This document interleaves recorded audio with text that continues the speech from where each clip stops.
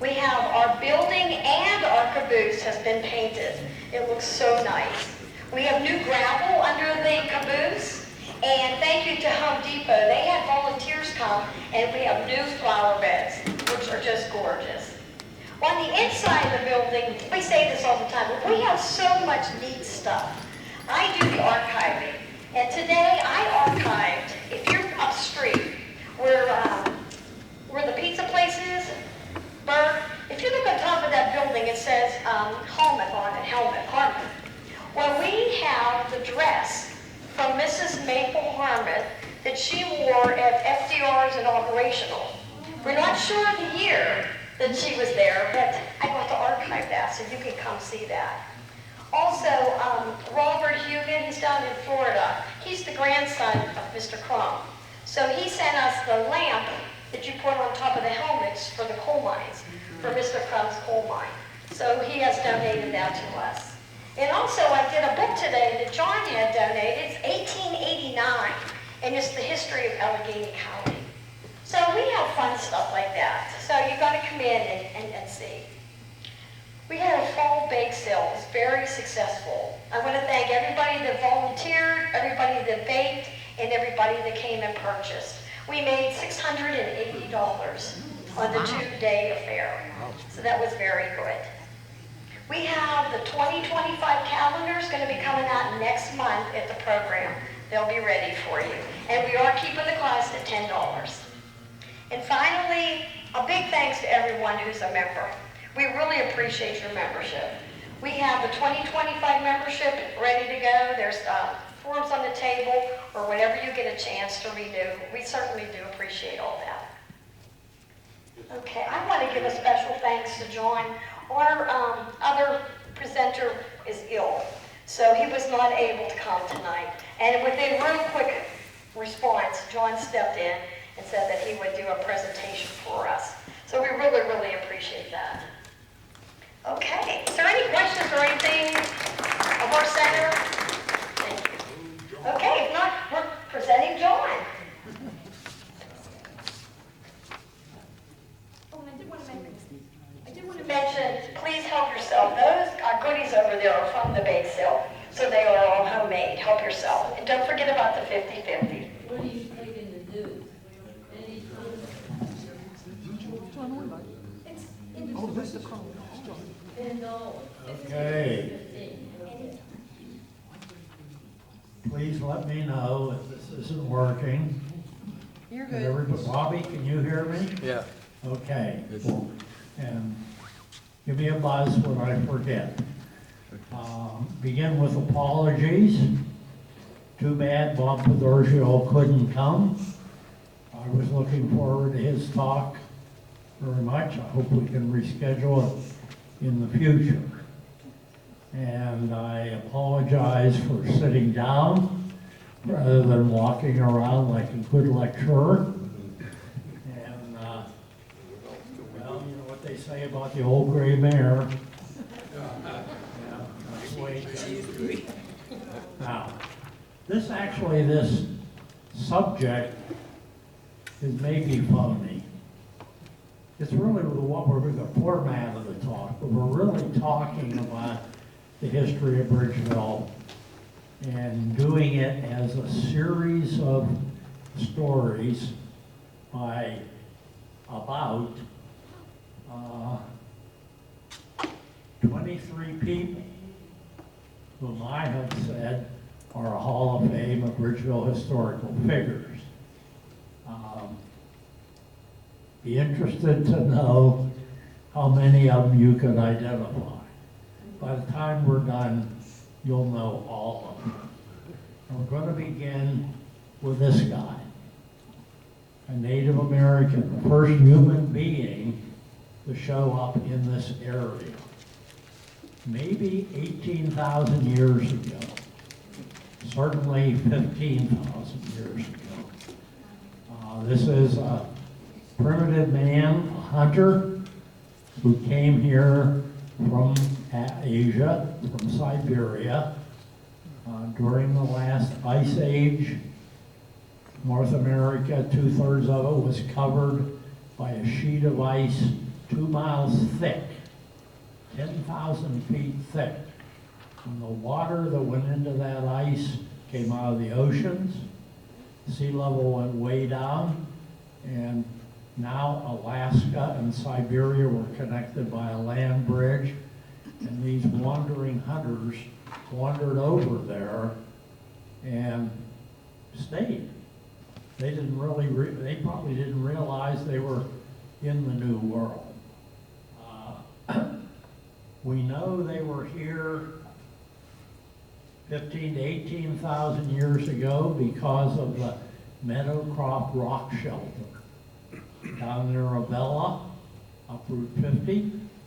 And here we've had a major archaeological dig and uncovered remarkable things, including the Miller projectile point. This is a spearhead, which we think is the oldest evidence of human habitation in North America.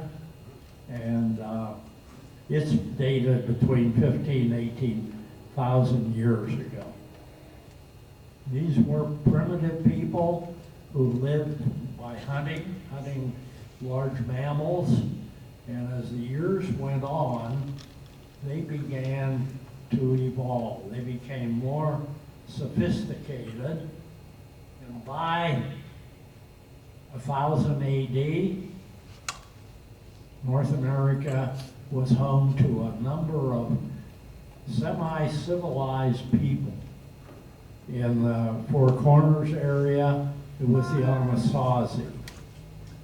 The Cahokia people down near St. Louis, and a group of people in the Ohio Valley called the Fort Ancient culture. The portion of them in this area were known as the Monongahela culture. And we also have a lot of evidence about them. We know that there was a village a mile from here, across Chartiers Creek from Top Golf, on the terrace above Chartiers Creek, between the creek and the end of Coal City Hill. We know these people were farmers, grew corn, squash, beans. They fished in the creek for fish. They recovered freshwater mussels from Chartiers Creek. They foraged in the forest for nuts and berries when they were in season. And they hunted some too. They hunted deer and they hunted small game. To represent them, I've selected this young lady. They were a matriarchal society in that the mommy was boss, and this lady represents that community. She lived at the Drew site, which is the one I just described, and we know from dating that it was active. There was a village there sometime between 1000 AD and 1200. They actually were craftspeople as well. And this is a pot that somebody threw and decorated to store grain. The Drew site is a well-documented archaeological site, and certainly evidence that this group of people thrived in this area in that time. The bad news is within the next 2 centuries, the Anasazi disappeared, the Cahokia people disappeared, the Monongahela people disappeared. We don't know for sure why. We know they were replaced by a more belligerent, much less sophisticated people, the kind of Native Americans that were here when the settlers arrived. And we know that in this area, the Iroquois were boss. They had conquered all the other people in this area. They had expanded their empire from New York into Pennsylvania, the Ohio country, and Ontario, and had reduced this to a hunting ground. You know, no more growing crops, no more settlements, just random hunters passing through. I have prepared a map which is relevant to this whole talk, and I'm asking my daughter to pass it out to those of you who don't have a copy yet. But this is a record of what things look like in this area. Did I say between 1780 and 1910? And the first thing I want to show on it is Catfish Path. See this right here? Catfish Path, which leads from Washington, PA, to the forks of the Ohio. Catfish Path was named for this gentleman, Catfish. His Delaware name was Tigugwa. He lived up near Newcastle, Indian village of Kuskuski, and maintained a hunting camp in what is now downtown Washington, PA. He was a historical figure. He met with Mason and Dixon, as documented. He participated in several treaties. In 2016, for the 250th anniversary of the Mason and Dixon line, he was reenacted by this gentleman. And we remember him now for Catfish Path. And in this map, starts down here in Washington, goes down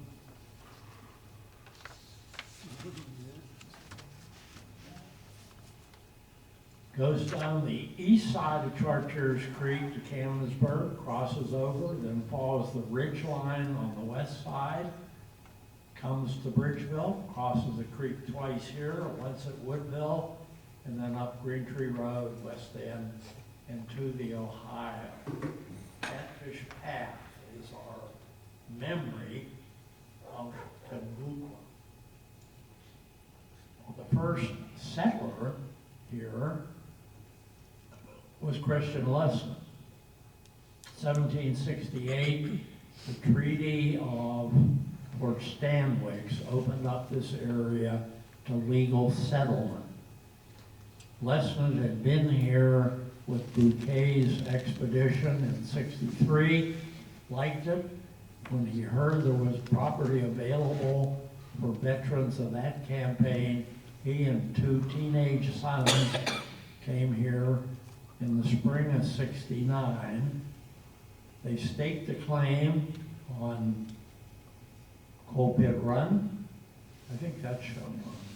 Can you find that in the map? Yeah. Lesness, Berlin. Yeah, okay.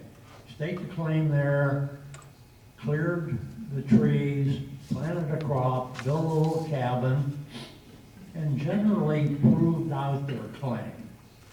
Came September,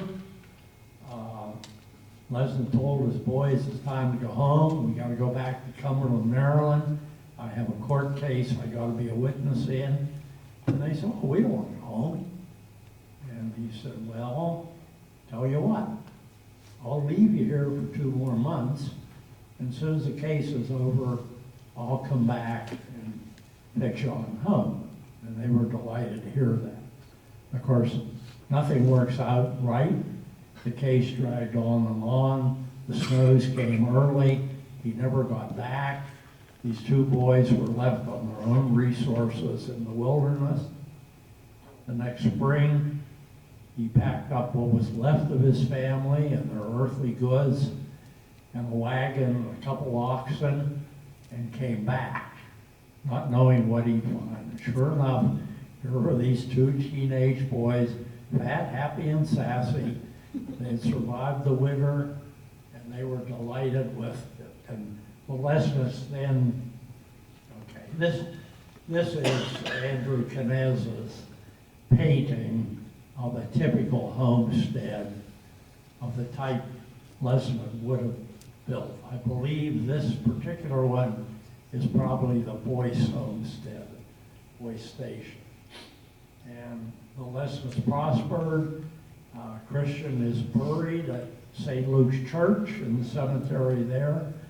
He served in the militia, which really means during the Revolutionary War, he was one of a handful of people ready to go out and defend their homes against the Indians and the British. And his legacy is Lesnar Road, and you'll recognize the round barn, which we now call Tustin Farm on Lesnar Road. His grandson Wilson built this in the 1800s.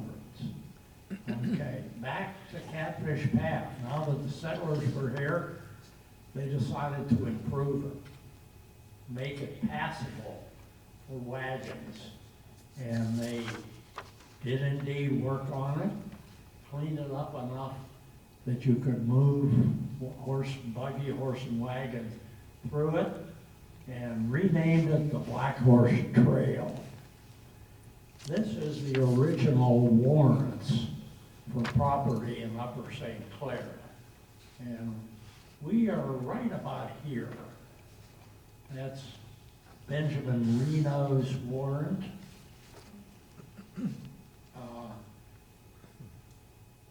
Thomas Ramsey had the warrant for most of the land on the west side of the Washington Pike, northeast of the creek, and probably as far as maybe Murray Avenue.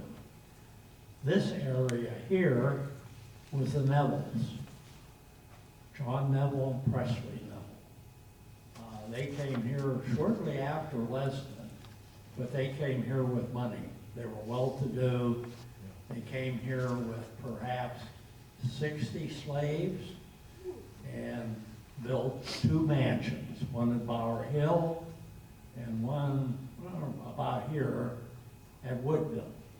Fortunately, Woodville has survived, been well maintained, and it's there for us to enjoy, to see what life was like in those days. And indeed, here is John Neville, colonel in the Revolutionary War. Presley was a captain. They were both captured at the Battle of Savannah, traded for British officers who were POWs, came back and lived a good life in Bower Hill and Woodville until 1794. And in 1790, the villain, Alexander Hamilton. Don't believe what they tell you in the show. Alexander Hamilton pushed through the whiskey tax on our poor farmers here, and they didn't like it, and they fought against it, and things finally came to a head on the 15th of July, 94, with a confrontation at the Miller Homestead, which is in South Park, you can visit today. And the next day, a mob of rebels showed up at Bower Hill and demanded to talk to John Neville. And while they were milling around outside in peaceful protest, somebody inside the mansion fired a shot and killed Oliver Miller. Well, that did it. They then dispersed, went back to Fort Couch, reorganized as a company of militia, and returned to Bower Hill on the 16th of July. on the 17th of July and demanded satisfaction. At some point, there was a flag of truce. Captain McFarland, who was their leader, approached the mansion, and a shot rang out from inside the mansion, killing him.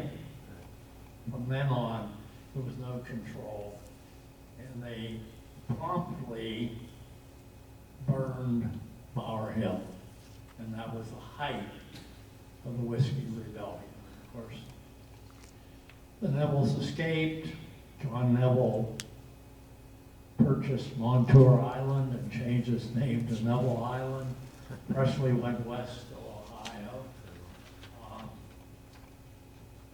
Maybe John Neville was a villain, maybe he was a hero. We're not sure. This gentleman, no question, he was a villain. Thomas Ramsey was also a wealthy guy from Virginia. And as I showed you earlier, his property included the place where the Black Horse Trail crossed Chartiers Creek, right down by Bethany Church. And he saw this as an opportunity. So he improved the fort there. He graded the banks on both sides. He trucked in stone to fill in the deep places in the creek and really made it practical to pull a wagon through the creek at that point. He then put up a toll gate and left an agent there to collect tolls. Penny a wagon. He went back to Virginia. The settler, the farmers objected to this and tore down the toll gate, sent the agent packing. Ramsey came back, he went to court, court ruled in his favor. However, at about that time, the Pennsylvania legislature passed the Navigable Waters Act, and it declared that any stream in Pennsylvania that was navigable was public property, and the owners who abutted on it had no control over that. So what is navigable? Navigable they defined as being capable of having a cargo moved by boat on it. So they went to Cannon's Mill, Cannonsburg, and built a keel boat, filled it with flour from the mill. Late in the spring, when the creek was high and they had a big rain, they worried this keel boat down Chartiers Creek all the way to McKees Rocks, to the Ohio, proved their point.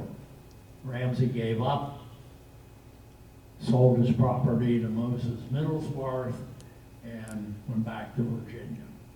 And the settlers then built a simple wooden bridge right where Bethany Church, which I believe is the first bridge ever built in Allegheny County. It became a landmark, meet me at the bridge, and really gave Bridgeville its name. Next step was upgrading Black Horse Trail to the Pittsburgh and Washington Turnpike. And this was done in the 20s. Actually, the turnpike ran right through Christian Lister's property. Judge Henry Baldwin, nobody ever heard of him. This is the only person from Allegheny County ever to be on the United States Supreme Court. He was a businessman. He was a businessman. He was an attorney. He was a judge. He supported Andrew Jackson. And when Jackson was finally elected, Jackson got him appointed to the Supreme Court. And he really had a distinguished career there as a dissenter. Many of his dissents ended up being converted into law. When what's this tie with Bridgeville? Now, recreation. The recreation was, right? What, 100 yards from your house. In Greenwood Place, he owned Greenwood Place, and he built this palatial first-time summer home called Recreation, and it's actually on the site where the big house is on, and with the back, yeah. Okay, Recreation. Can't forget him. All right, what did Bridgeville look like in 1950? 1850, that's fine. Nothing like having the proper person reminds you when you're screwing up. Thank you. Okay, 1850, Bridgeville had become a village, except most of the houses were on the east side of the Washington Pike. And several of these are memorable. Aiken, 423 Washington Avenue, which is now Antiques on Washington, built in 1828, perfectly maintained ever since, and easily the oldest remaining building in Bridgeville, and it is indeed a historic landmark. 745 Washington Avenue was called the old Donaldson House duplex that survived until the 90s when it was demolished to expand the funeral home. Schaefer's Fulling Mill was the first real industrial thing in Bridgeville. This was a place where farmers brought wool and ended up with it being carded and cleaned and spun and woven into woolens and into linsey woolsey. And this was on Washington Avenue. You mentioned the Harm Youth Building about there. Yeah. Jonathan Middlesworth. Moses Middlesworth bought Ramsey's property, compiled a lot of money, died, left it all to Jonathan. Poor Jonathan. Jonathan was a wealthy young man. Probably, this is not a picture of him, but if we had a photograph of him, this is the way he would have been dressed. He was a dandy. He really didn't fit in with the farmers here, but Jonathan realized he was the most eligible bachelor in the country, in the area, and he checked around and selected a wife, Betsy McCown. Betsy was bright, cheerful, pretty, and Jonathan went to her father, arranged the marriage, everything was fine. When he ended up, he decided he would build her a mansion as his wedding gift.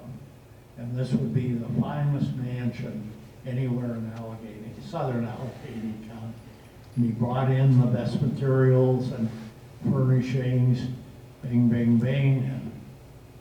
And sure enough, a week before the wedding, a messenger arrived with a letter. Let's see, who is old enough to remember the popular song in 1953, a Dear John letter? Dear John, oh how I hate to write. Dear John, I must let you know tonight that my love is gone just like leaves upon the lawn, and tonight I wed another, dear John. Sure enough, Betsy had eloped with Benjamin Morrison. And this, of course, crushed Jonathan. He said, the heck with it. Moved into the house, lived there with his mother for a little while till she died, lived 30 years more as a hermit, refused any development of his side of the street, and this house, which we called Jonathan's Folly when I was a boy, was actually in the parking lot next to the chiropractor's office, which used to be the Bridgeville Trust. We tore down this house in order to make a parking lot. Okay, now, Civil War. Along came the Civil War.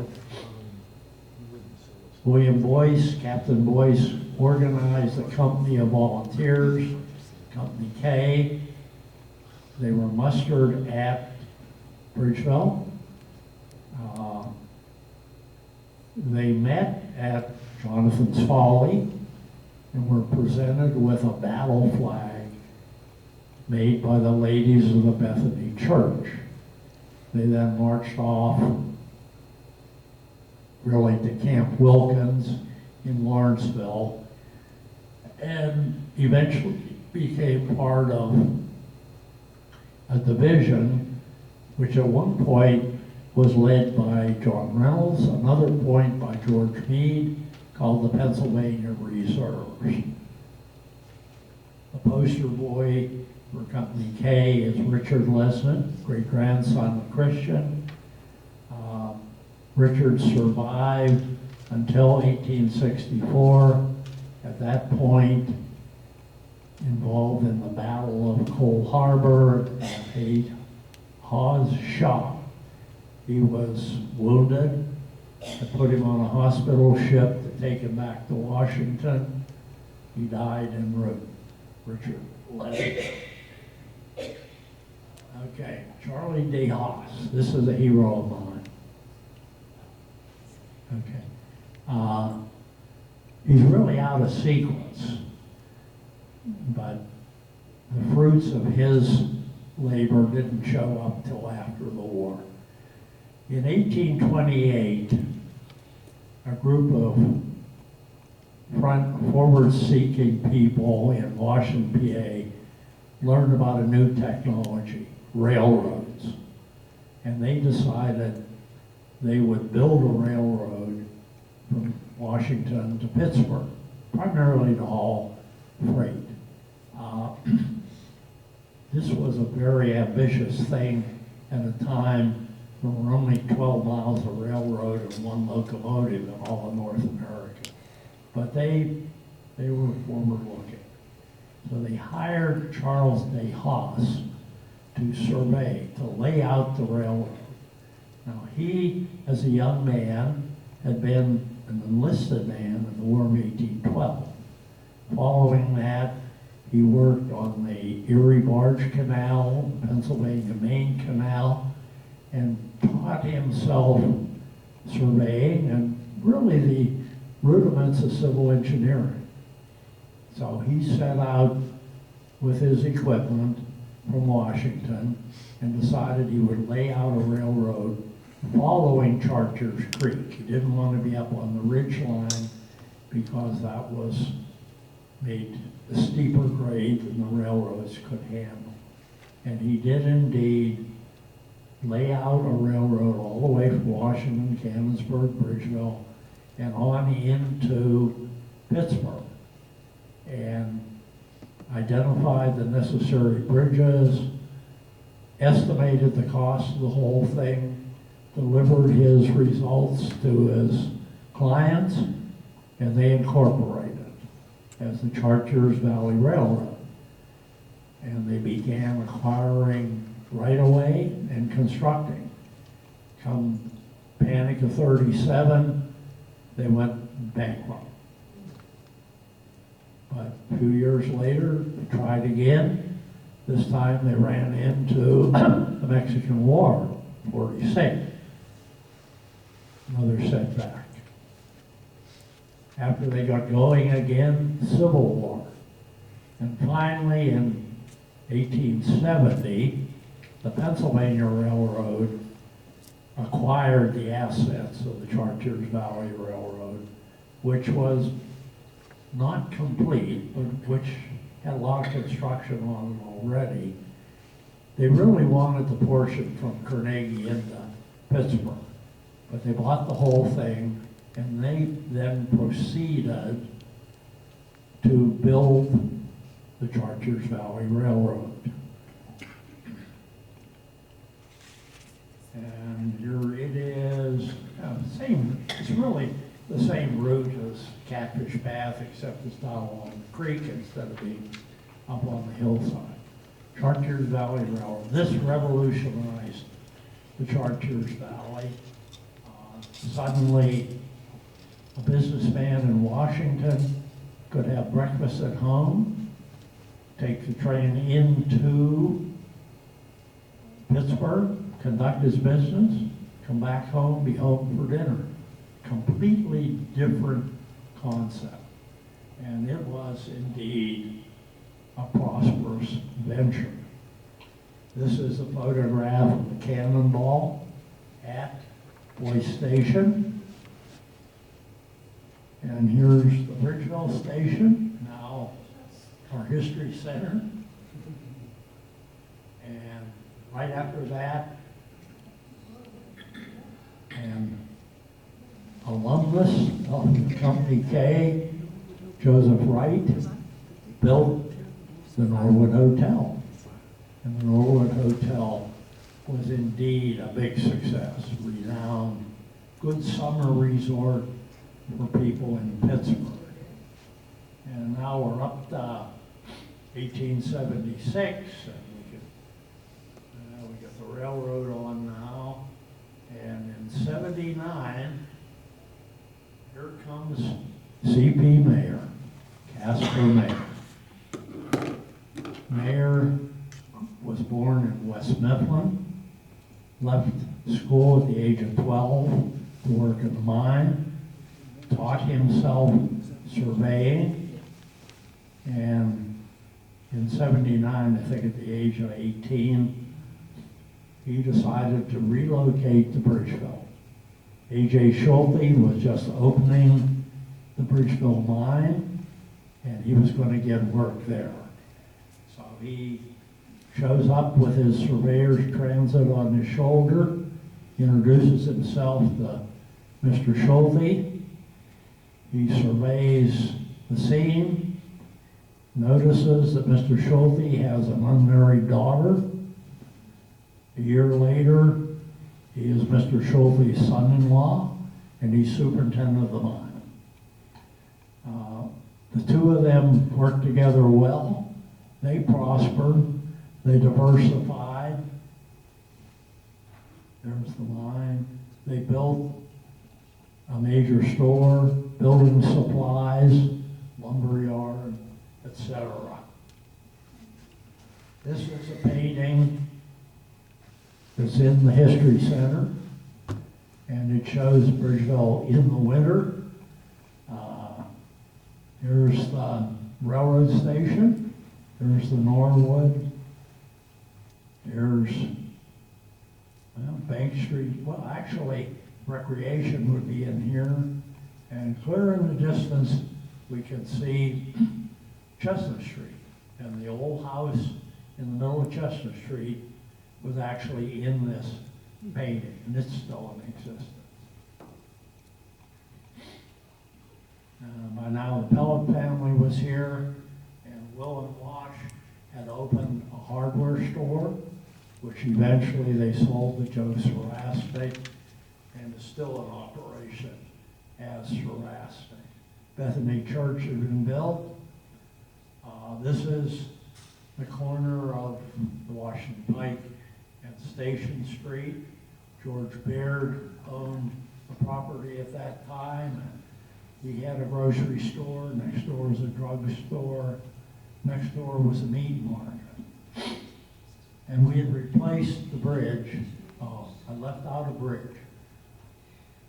In between, we had a lovely covered bridge across the creek at the lower end of Washington Avenue. And it by now was replaced by this wrought iron through truss bridge. Okay. Law and order. Before Bridgeville was incorporated, Allegheny County Detective Robert Lee McMillan was law and order. He and Jack Shivers functioned as a local police force, and it's interesting, if you search archives in the Pittsburgh newspapers looking for Bridgeville, from about 1895 to about 1930, half the articles mention Robert L. McMillan. He was mixed up in everything. And we had built Washington School. We now built the trust company. Another view from Station Street. This is the Watchman's Shanty at the crossing. And the gentleman to the left is Jimmy the Lamplighter. This was Angelo Panetti's father, Jimmy. He was the watchman. He was a fixture in Bridgeville in those days. Mr. Mayor had now acquired most of Kerwin Heights. He had bought the farm from Dr. Sharp, and he initially built the brick company, mined clay and shale there, mined coal to fire the furnaces, and we're all familiar with C.P. Mayer Brick Company. Very successful business. He then organized the Bridgeville Land Improvement Company, which attempted to bring in other businesses. The first client was John B. Higbee Glass Company. John B. Higbee had been a partner of Bryson Higbee. They had a wonderful facility in Homestead, destroyed by a flood in 1904. Salvaged some of the important equipment, and John B.'s son, Ollie, Orlando Higbee, then incorporated the John B. Higbee Glass Company and began to make tableware here in Bridgeville. And indeed, we have a wonderful collection of Higbee glass at the History Center, highly collectible, primarily because every piece that was made at Bridgeville has this trademark on it. A bumblebee with H-I-G on the wings and body of the bumblebee. Next client, Joseph Flannery, Flannery Bull. The Flannery brothers were successful funeral directors in East Liberty, had 4 funeral parlors, made enough money, they were able to acquire the patent for hollow flexible stables. This is a special kind of bolt that holds boilers together. A key item in steam locomotives. And Flannery Bolt Company was organized to manufacture these, and indeed it prospered through World War II. They quickly learned that the key to these bolts was a special high-strength steel alloyed with vanadium, and they realized the value of vanadium. So they then incorporated the Vanadium Corporation of America, built it next door to Flannery Bowl, imported vanadium ore from Peru, and marketed ferrovanadium, the alloying agent for high-strength steel. Next came the Bakers and the Universal Rolling Mill Company. We don't have a picture of Walter Baker. This allegedly is a painting of a roller in a rolling mill, and he's measuring the diameter of a 2-inch round with calipers. This was their plant.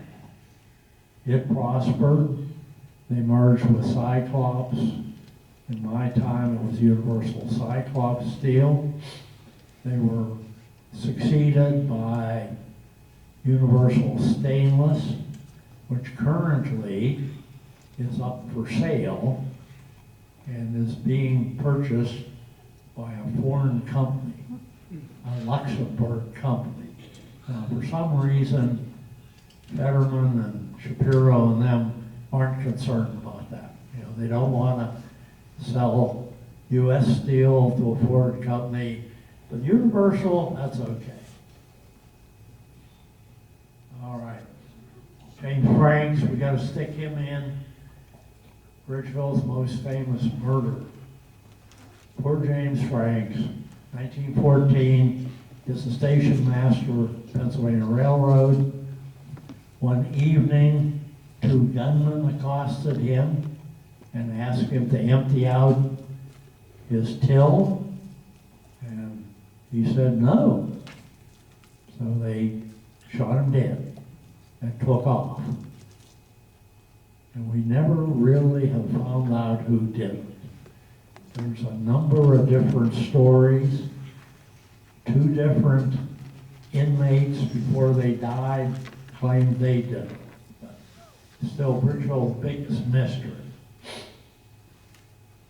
Washington Avenue, actually the Donaldson House is right here. Albert Calusi. 4 Calusi brothers came to Bridgeville in the early 1900s. Each went a different way. Lewis was a builder, and he built residences, commercial buildings, so forth. And part of his operation involved trucks, vehicles.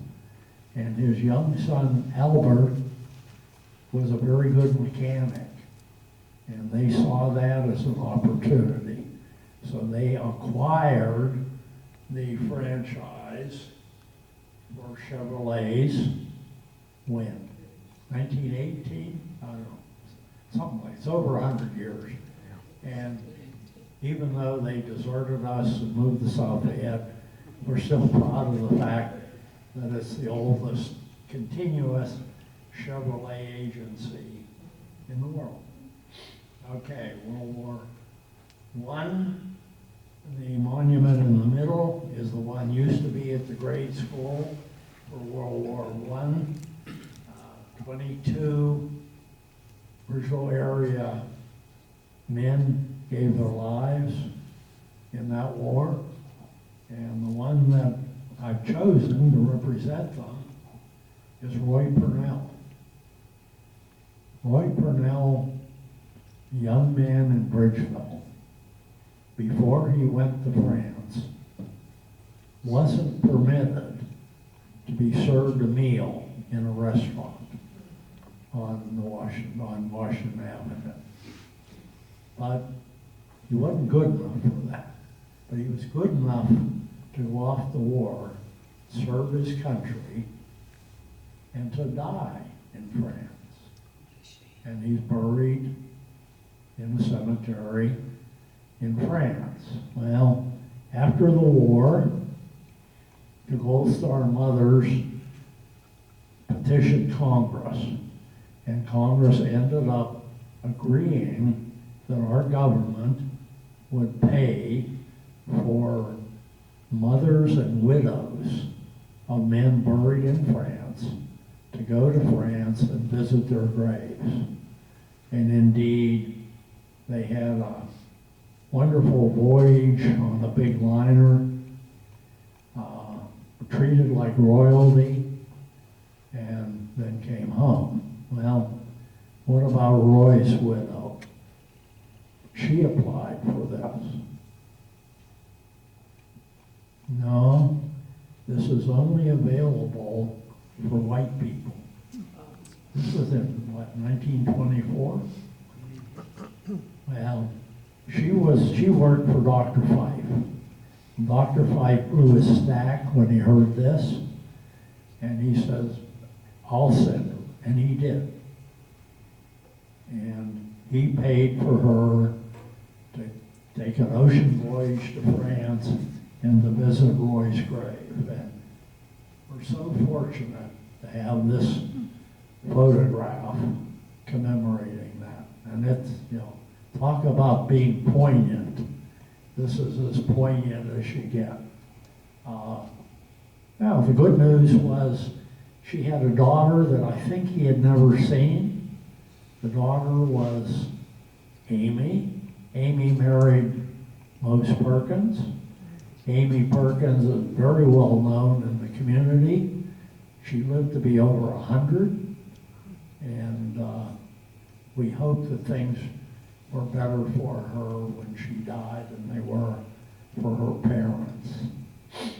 Okay, again after the war, Mayor had to keep doing crazy things.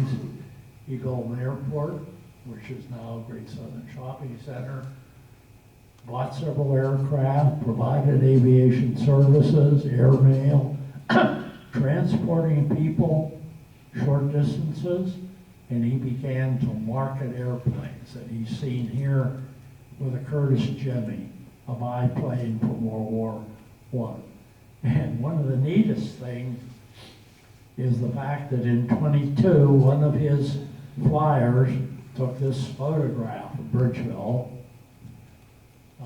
Bridgeville from the clouds, and sure enough, you can make out here's Station Street, here's Hickman, here's Bank Street going up here, and so forth. Real progress. Movies came to Bridgeville. This theater was on Railroad Street, and we now entered the era of superstars. We now began to worship athletes just as much as actors and actresses and so forth. And our first well-known athlete was Berkey Jones. Berkey was a great athlete at Bridgeville High School, basketball, soccer, good enough that he went to France, to Paris, in 24 as a member of the Olympic soccer team. And of course, Berkey ended up being a Bridgeville businessman, well known in the community. Update on the corner of Washington and Station Street. In 26, we built our wonderful new high school on Gregg Avenue, Lincoln High School. And a year or two later, we built the Pittsburgh Board Speedway, a racetrack, which actually is right at the I-79 intersection. Route 50 goes out here, I-79 running right along there. And it was very successful. And it brought Indianapolis 500 cars. It brought Wilbur Shaw, famous drivers. Bing, bing, bing. Still had time for doing simple things on weekends. Let's walk out the railroad and let's cross the swinging bridge. The next person is Buff Dinelli. He's our second athletic superstar. Buff was class of 25, outstanding soccer player. I remember just before the war, somebody in the Dinelli family lived in our neighborhood.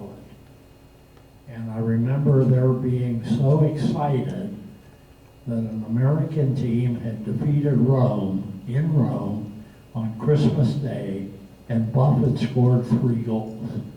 Well, he then went into football, became coach at Duquesne, 1942, he was the only person in history to coach concurrently a Division I college football team and an NFL team. Mr. Rooney asked him to coach the Steelers, so he coached the Steelers in the morning and on Sundays, and he coached Duquesne in the afternoon and on Saturday. Experiment didn't work very well. I think they lost every game. The Steelers lost every game, and he gave up about halfway through. But then he went on, joined the Navy, came back, was assistant coach at Columbia, head coach at BU, head coach at Columbia. He's a legitimate hero. Okay. Plug for my brother's book, which is a documentation of the servicemen who lost their lives serving their country from this area, almost forgotten. If you don't have a copy of it, shame on you. Yeah, it's really a wonderful book, wonderful project Joe had. He chose Alex Asti to be the cover boy for his book. Alex is the first serviceman from this area to die in World War II. He was on the cruiser Juno with the 5 Sullivan brothers when it blew up and was destroyed. Sad story. Okay, war passed. Downtown looks a little more up to date. Along comes the Korean War. This book, When Hell Froze Over, is the story of Dr. William Shadish, Captain William Shadish. He was a member of the class of 42, actually played on a championship football team, went into the service and served in the war, ended up going to medical school and becoming a physician. When the Korean War broke out, he was one of the first, among the first group to be deployed there. He was there when MacArthur invaded Incheon, when the North Korean resistance collapsed, and when we drove the North Koreans clear back to the Yalu River. And of course, that precipitated China's involvement in the war, and shortly all the Chinese in the world came across the Yalu River and forced us back to the 38th parallel. Well, when this happened, Dr. Shadish was in a field hospital and was instructed to evacuate, and he refused. He refused to leave his patients, and he, with his patients, was captured. He was a prisoner of war in a Chinese POW camp for over 1,000 days, and did his best to keep people alive. Short on medicine, short on food, completely septic situation, and he fought hard to keep people alive.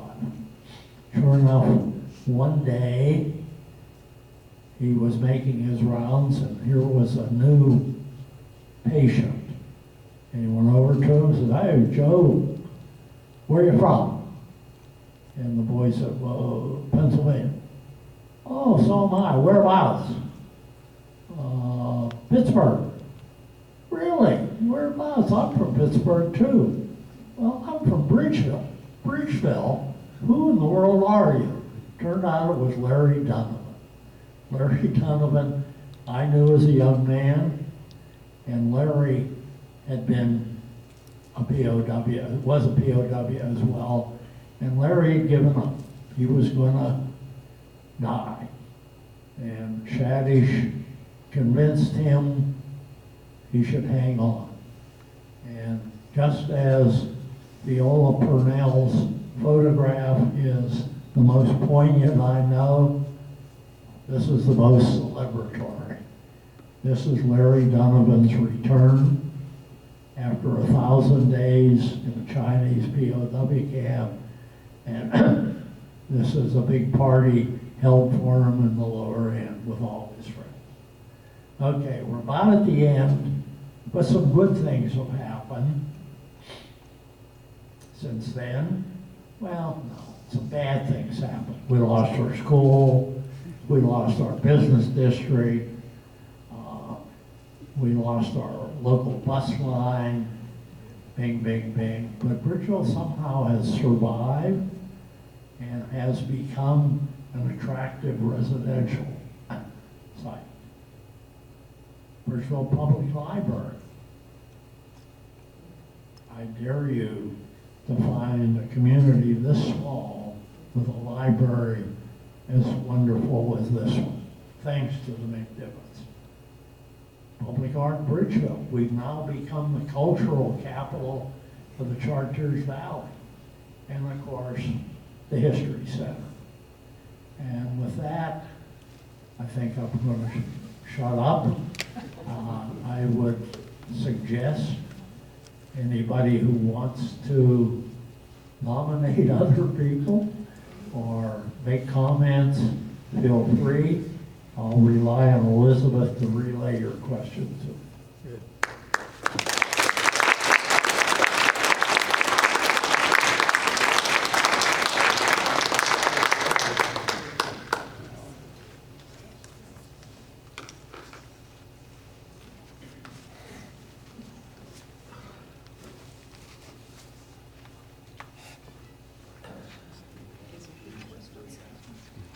Okay, no questions? Thank you very much. Thank you, John, that was excellent.